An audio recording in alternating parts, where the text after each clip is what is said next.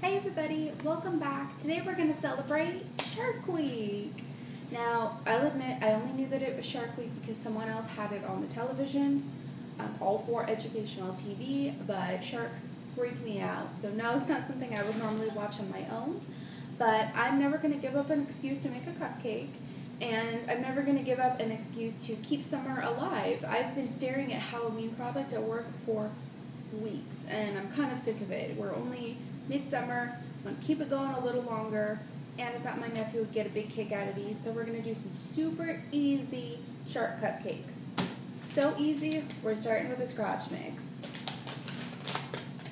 We're just going to follow the directions, so we're going to do our red cake mix.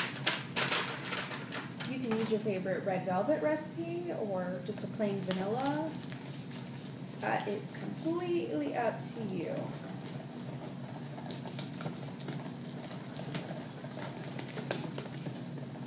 Just whisking to get any clumps out. I'm going to make 3 wells in the middle of my dry ingredients. It's going to add 2/3 a cup of water, 1/4 a cup of oil, and our egg whites.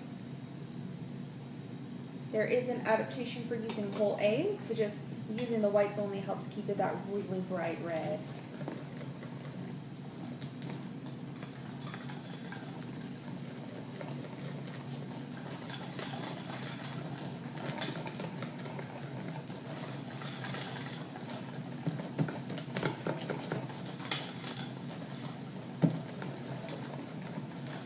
There we go, blood red cupcakes ready to go in under a minute. Alright, the batter is ready, and I've got my cupcake pan lined with cupcake liners. I've chosen this blue, make it kind of like a pretty ocean scene, and I also chose the metallic ones, so you can't really see the red too much before you bite into it. I kind of wanted that to be a surprise. You'll see a little around the edges, but that's okay. Now just divide this evenly.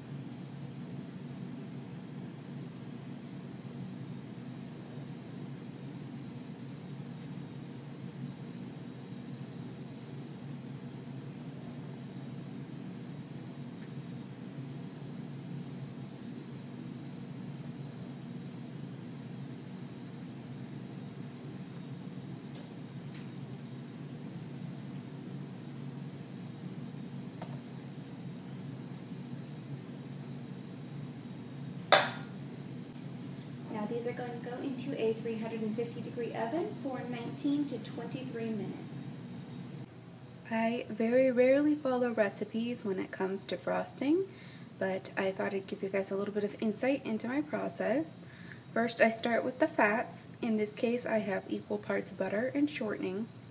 And then I add my liquid ingredients before adding the sugar, which is a little odd, but to me, it just helps it all come together a little bit better. So far I have half a teaspoon of almond extract and just a splash of almond milk. Then I'm going to whip this until it gets nice and creamy. Now, of course, it's not going to completely come together because it is just oils and liquids, but keep scraping down the sides and scraping down your whisk attachment, and if it absolutely looks like it's not going to work, you can add the tiniest bit of sugar just to bring it all together. But the important part is to whip it at this point on a high speed for quite a while until it gets light and fluffy. Now at this point, this is with about half a cup of powdered sugar added just to bring it all together. It's very smooth and very creamy. Now we just need the sweetness and a little bit of body. Now this is looking pretty close to our final product. This is with about 2 cups of powdered sugar added after we creamed the butter, so about 2.5 cups in total of the powdered sugar, including what we did when we were first creaming the butter. And then I just left the stand mixer on for a good 5 minutes. Ultimately, you want to make sure that your buttercream is more air than fat and sugar. This is going to keep it from being too cloyingly sweet, and it's going to help your ingredients go a little bit further and just make it nice and light and fluffy. Alright, now that my frosting is all whipped up, I've got it equally divided into 3 bowls. I've got a light blue. I did this with just a couple drops of the McCormick gel food coloring. I've got this kind of medium blue. I did this one with the McCormick neon gel. And this pretty dark blue. This was done with the Wilton Colorite food coloring.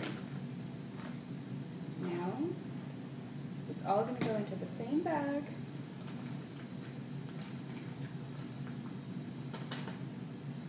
And don't worry about mixing up the colors, that's kind of what we're going for. Don't push it all the way down into the tip, otherwise the first cupcake that you pipe is going to be all one color.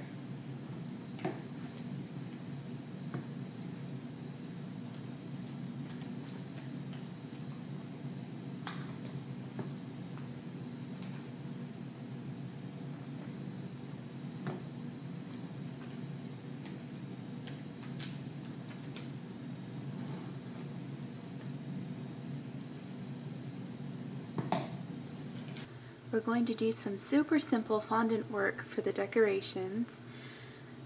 This took 1 drop of the Wilton Colorite Black in, it's about the size of an egg, a hunk of white fondant, and then we've got this nice dark gray. So now we're going to flatten this out, roll it out.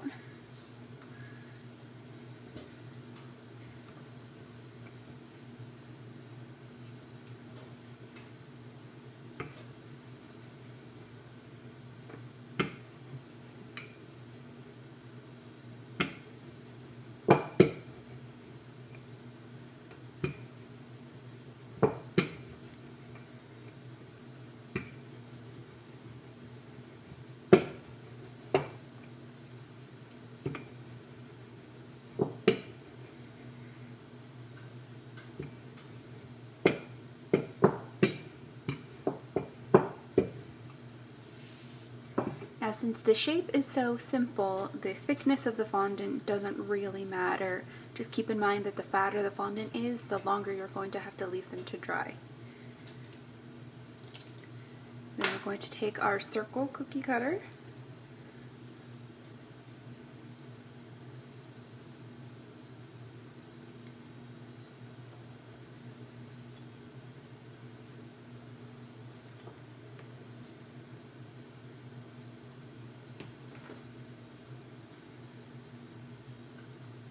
And take, if you have a circle cookie cutter set, take the next size up or a larger circle cutter and just eyeball a crescent shape.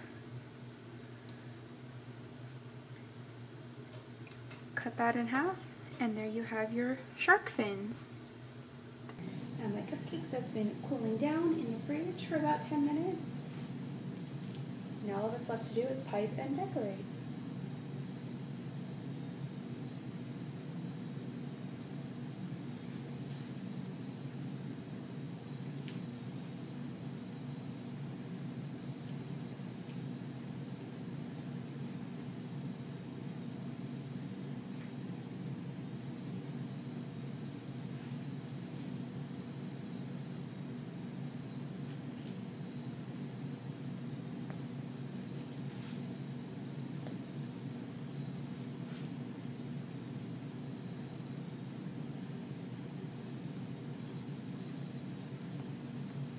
There's our swirl cupcakes. For our last step, we just need to add all of our shark fins.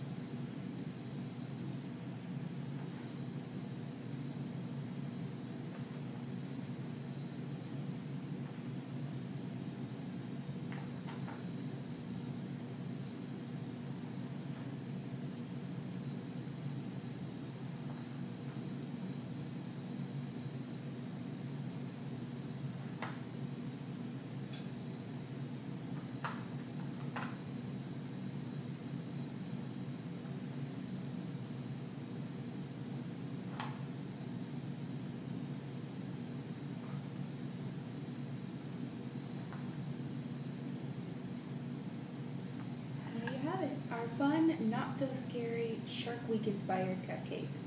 Thank you all for watching.